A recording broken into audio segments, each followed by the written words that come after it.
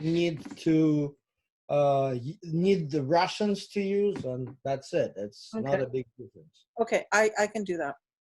Okay. So having said this,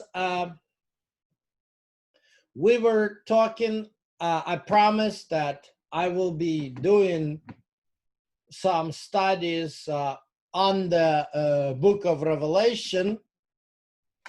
And today I will give the introductory first lecture. But actually, for 2 days, for 2 Shabbats, I was giving you what is called apocalyptic history. And what is apocalyptic history? Apocalyptic history is the history how it is reflected in the apocalyptic books of the Bible. Meaning the book of Daniel and the book of Revelation.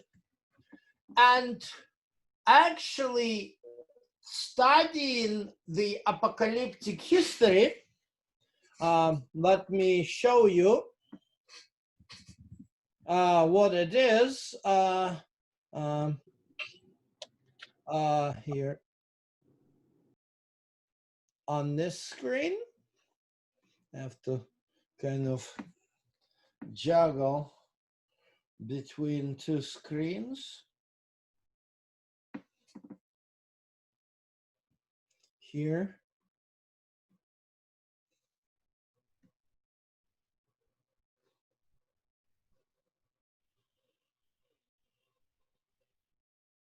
Особая какая-либо модель, избрав которую можно достичь положительного результата, эффективного, конечного. What is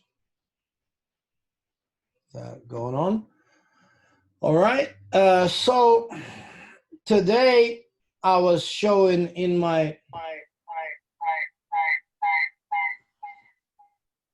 Russian sermon what is apocalyptic history.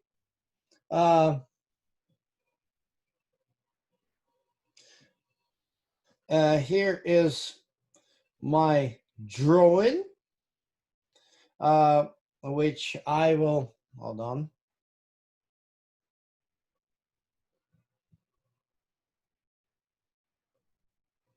Okay.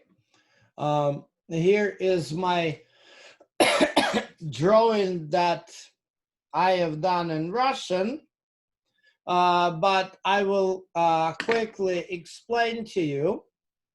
This is a timeline, and this is Daniel chapter 2, which is the image, which is right here. But that is a political side of apocalyptic history. So you got Babylon, which is the head. You got Medo-Persia, which is the chest. You got thighs, which is Greece. You got legs, which is Rome. And of course, here are the minus 500, 300, 100, 500. But what the book of Revelation adds is Revelation 13. It complements the basic, which is in red, apocalyptic history described in Daniel 2. It adds a cultic or religious dimension to it. In other words, here, it's not that important religious dimension. Well, Babylon was a pagan religion, Medo-Persia, all of this, they did not affect. But as soon as we get to the feet of the image, we have this, what we discovered 2 Shabbats ago, divided kingdom. It is the Holy Roman Empire, which has some elements of Rome and has some elements of this, not as strong as Rome, Then we add cultic dimension, which is a 10-horn beast, which is a papal Rome, which has a religious part. So this one is a political side of it. This is a cultic side of it. And then we passed 1800, so this beast is gone. The new beast comes in with the lamb-horn beast. That is a cultic spiritual dimension. And here is political dimension, which is described as these kingdoms.